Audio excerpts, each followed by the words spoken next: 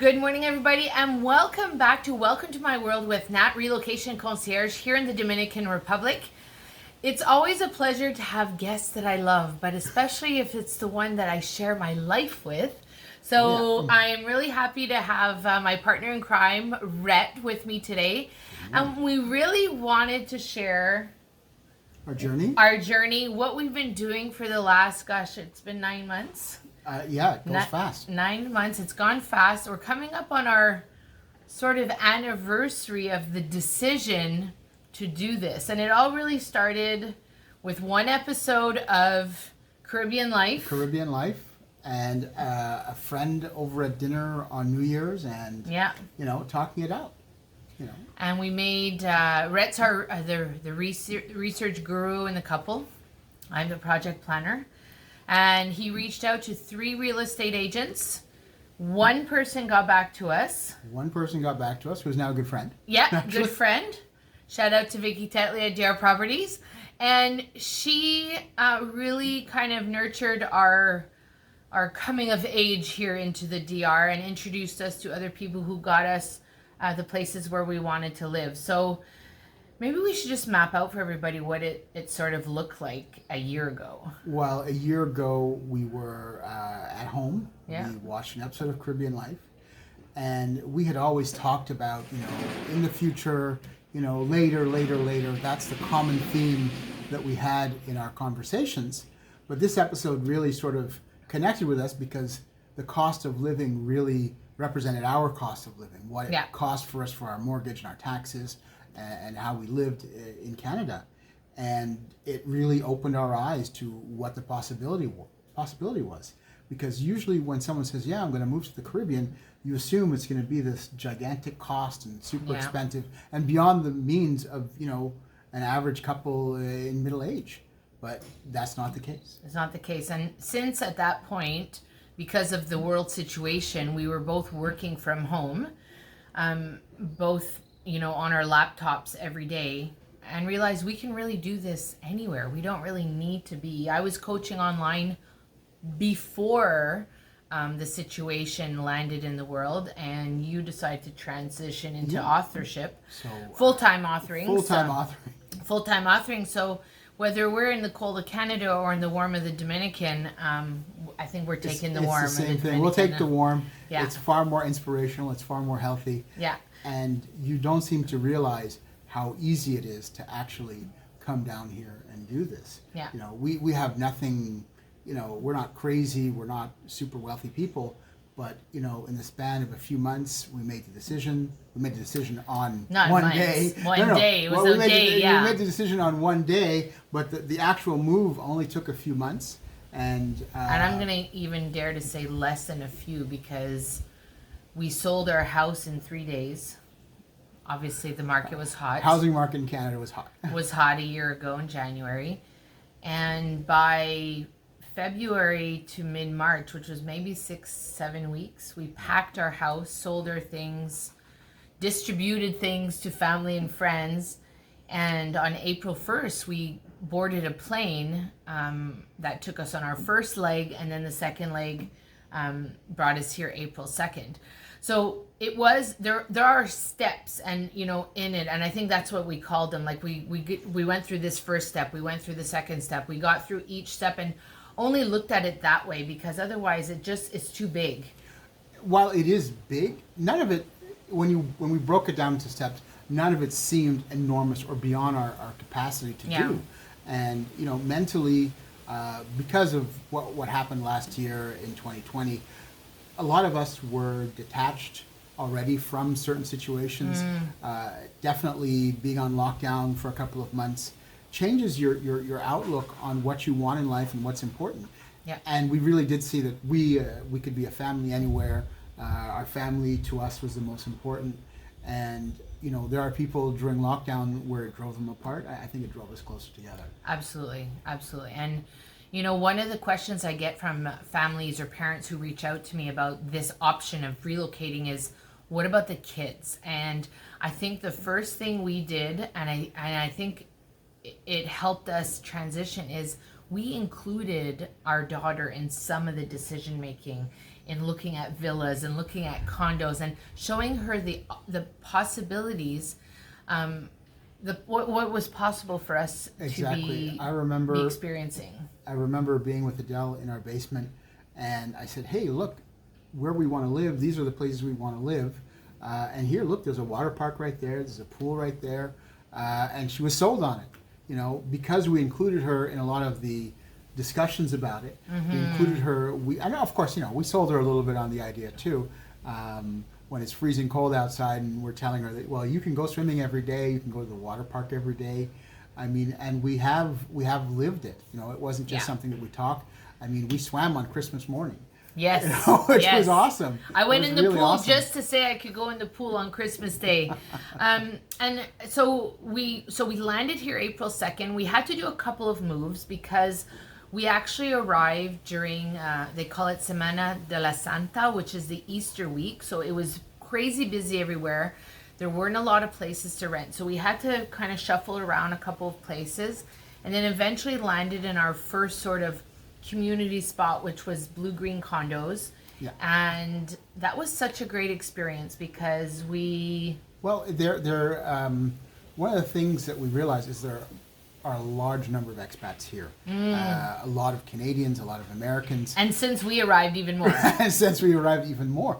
And, you know, in a condo by the ocean, swimming pool. And so we had, you know, regular meetups at the pool, you know. So after dinner, you know, we'd meet with our neighbors at the pool, hang out, swim, chit-chat, talk. And it was a beautiful experience because we had spent many, many months, you know, not really being able to see our friends and family. Yeah. So the fact that we could have our dinner on the ocean and then go out and hang out with our friends and, you know, laugh and joke. Normal living that, you know, we seem to have taken for granted for quite a long time. But now that's how we were living. And then to add to that, we actually ended up registering Adele to a school that was just about a 10-minute walk from where we lived. And we have fallen in love with this school, and I've done some other videos, so you can catch those. Those are Isla Academy. There's part 1 through 3. And we'll put the link up in the description. We'll put the link up in the description, but you will be able to see that, you know, the school has fit what we wanted for her, for this experience, for this challenge that we, you know, kind of brought on into her world as well. And they are providing her what she needs. One of the things that, you know, I discovered is that, you know, again, our public schools back in Canada were great. However, the level of education, the quality of education is phenomenal here. And the private schools are affordable. So it's not really hard to take your kid from the environment they're in and put them in a good private school setting. It is affordable, but I don't want to mislead and say that, you know, it doesn't cost nothing. It does cost something. It is a private school. It is a private school, so there is a cost attached. So you have more than one child, it can add up. But there are a lot of options here in the Sosua area with different schools at different costs. So, you know, you can definitely kind of explore other options than the Isla Academy one. But, you know, we're a little impartial. So we like the school. Yeah. We like the atmosphere. You know, we still do have days where there are celebration days where you go to the school and the kids will present. So there's dances and, you know, they'll show their work and, you know, just as we do back home. You know, we had, you know, a Christmas holiday concert. A holiday concert, and it was awesome. So all of the quality of life issues that most people worry about are just not there. We really do enjoy the community that is here, the community that's built up around the school, and quite frankly, there are experiences she would have never gotten back home. Probably, yeah, absolutely. And so the one thing that people have been asking about is like, what is the weather like? Now, obviously, it's a beautiful day today, but last week it rained for about 4 or 5 days straight, like on and off. And I think even Christmas Eve, it just poured like pretty much the whole day. We are knee deep into rainy season right now. It is rainy season. Rainy season. Yeah, I know. That's the irony. And I am wearing long sleeves today, but it's a light cotton, but it is a bit chillier during the days now than we're used to. But that's because we have acclimatized to the weather. Because when we arrived, and it was mid-July, it was freaking hot. So if you're planning on visiting, planning on relocating, there are different kind of temperatures that you need to get used to as well. Well, you like anything, if you've lived in Montreal or even Toronto, blazing hot in the summer, super humid, and so those are temperatures that are common. But what we seem to find was around August, September, it got really hot. So thank God for air conditioning. You don't necessarily, and listen, if you're on the beach, if you're on the ocean, a lot of that doesn't really matter because you can just throw yourself in the water. You can throw yourself in the Exactly, pool. yeah, and that's where the relief comes in. I think that is something to consider, because when we were looking for a place, we had some non-negotiables. Our first one is that we wanted to live by the beach. We had to have a pool. Obviously, the ocean was going to be there. So those were things, and we wanted a safe place. We wanted a secure place. So we did decide to move into a gated community, condo community. And that was a good experience. I really enjoyed that experience. But one thing I will say, now living here for going on 9 months, this is an incredibly safe country. The Dominicans are really kind people. They're very open. They're very fun. They're caring. And I find that as, we visited a lot of the different communities. Some of them are not gated. Some of them are. We have expats that we know that live like regular Dominicans, and we have expats that live in gated communities. But for the most part, it is safe. I feel comfortable walking down the street. We went to Puerto Plata a few weeks ago, and the Dominicans don't walk. That's the funny thing. They all get on these little motorbikes, and so you have motor taxis that sort of take you everywhere. But I walked in Puerto Plata at night in the dark, in the rain, and I felt perfectly safe. Anyone I passed was like, hey, hey. And so it is a very safe country. Yeah. Granted, I'm a big black dude. It does help. But it is a safe place, and we've enjoyed it a lot. Yeah. And of course, it's like anywhere else. You don't put yourself in an unsafe situation, of course. But at the end of the day, I don't fear for anything. I drive around on my own. I go into town on my own. I don't feel the need to be always with somebody. But it's the unknown, right? When we don't know something, we feel a little less safe. Once you get to know the area that you live in, you will feel much safer and more secure. So we've moved through the summer. It was really hot. And it was really hot. And as we forged forward into the fall, Adele started school again. So it was kind of like I feel like we're starting that year, that school year, not just the living year. And she eased right back into school with her friends. We continue to develop our businesses, right? I added a different piece. So this whole idea of helping people relocate popped up in some coaching, and I wasn't sure about it at first. But soon realized that I was already coaching people to come down here even before it was a business. Yeah. Yeah. So, I mean, everybody has a lot of questions. Yeah. One of the things we noticed is that a lot of our friends followed us on Facebook, stealthily followed us, so there are a lot of lurkers, and people had a lot of questions. Yeah. And I guess we were the canary in the coal mine for a lot of people, where they wanted to see what our experience was like, how we lived. And many people were quite surprised at the quality of life that we do have here, where we live, how we live, the food, is everything available that I want to eat? Yeah. At the supermarket. And for the most part, yes. Yes. But you have to be choosy, because if you don't buy local, it's expensive. Well, here's the thing, right? If you want, a local product, it will be cheaper than a product that's imported. So if you want to buy local cheese that's sliced, or you want to buy Kraft singles, the difference is almost double. Yeah. But in many cases, you'll find that as you live here in the heat, you'll eat a lot more fresh fruit, fresh vegetables. One thing I will have to say is a lot of the food tastes better. Yes. It's crazy when you're talking pineapple, when you're talking tomatoes.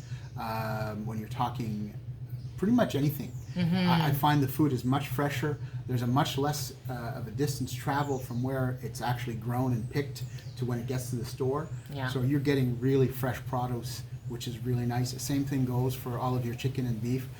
We eat chicken very often. It's fast food. The guy sells chicken on the side of the road at a barbecue place, but you see the chickens that you're going to eat behind him. Yeah. So there's no like USPH or anybody checking the quality, but we know we've had it and it's pretty scrumptious. It's absolutely delicious, and barbecue fire kills everything. But the Exactly. fact of the matter is that the chicken is so fresh. It was literally alive that morning, cooked. Yeah. And so the food, let's just be honest, I've lost like 40 pounds since I've been here. Okay, but wait a second. No, I'm taking a win. I'm taking a win. You're taking the win. But I think that, that's a good, lead in, is that, this fall we did experience something pretty heavy in our household where you did get sick. And I became a diabetic. yes. What a shock. A black diabetic. But, I don't want to say, I remember doing a post saying, this happened for us and not to us. Would it have happened if we were back in Canada? Probably. Maybe we wouldn't have discovered it as quickly. No. But what we did discover is that the hospital, the medical system was phenomenal. And the care, level of care, how quickly they got Rhett into a bed in the emergency room. Half an hour. I'm not joking. And it is impossible. I've never seen that in Canada. Unless you're bleeding, you do not get a bed in half an hour. We had another friend who was visiting, and she had another medical issue, and it was the same result. Within a half an hour, she was in a bed. Yeah. CT scan the same day. Enormous amount of care, speed, and efficiency. And I will disclose that we unfortunately at that point did not have health insurance. We had just run out. So there was a bit of a worry about what is this going to cost us. And it really ended up, after you being in the hospital 2 days, all the scans, the blood tests, the medication they gave you, it really was affordable. It was a bill. It was a bill, but it was nothing. It was nothing crazy. It was affordable, and so to ease anybody's worry about, oh my gosh, the medical system, will I get good service? You will absolutely get good service. You will absolutely. You even have the doctors following you. You have follow-up appointments with them. The appointment to see him is like $40, which is really affordable. It's really affordable. And the pharmacies here are very accommodating. You don't need prescriptions. You just walk in and ask for the stuff. I don't think we should be advertising that. But maybe yes. not, but it is a thing. No, because people have medications. Even I take medication that I can readily walk in and just ask for it, and they will give it to me. Yeah. So the system here is, if you really do believe in personal freedom, it definitely hits the mark in terms of choice, freedom. You can really live the life that you want. And as far as the medical care, as far as the pharmacies go, you're responsible for your health. And again, you have the choice to live as you want. Absolutely. And that brought us all the way here to Christmas. And we are enjoying a Christmas holiday as you do in the Caribbean. But our daughter is home. She's on vacation. And we are headed off again to the beach, as you do on a Wednesday afternoon with friends, to go discover a little spot. So you can tell the locals are out taking a walk right now. But yeah, so if you have any questions for us, if we didn't answer, we did like a very big overview of the last year. Of the year. A lot year. more has happened. A lot more has We've happened. Had a good time. We've had a good time. We've enjoyed ourselves. We're working hard. We are working to stay and to be and to live and have that quality of life that we want before we have to retire. And if you have any questions, drop them in the comments, please. If you liked the video, make sure you like it, subscribe to the channel. We look forward to seeing you again. Thanks for sitting with me this morning, because I know you You got lots. You got lots. I to got write. a lot to do. I got a lot, You got to a lot to do. Working on book 10. Working on book 10. So thank you so much. Thank you. Mwah. We look forward to seeing you on the next episode of Welcome to My World. Take care. Bye for now.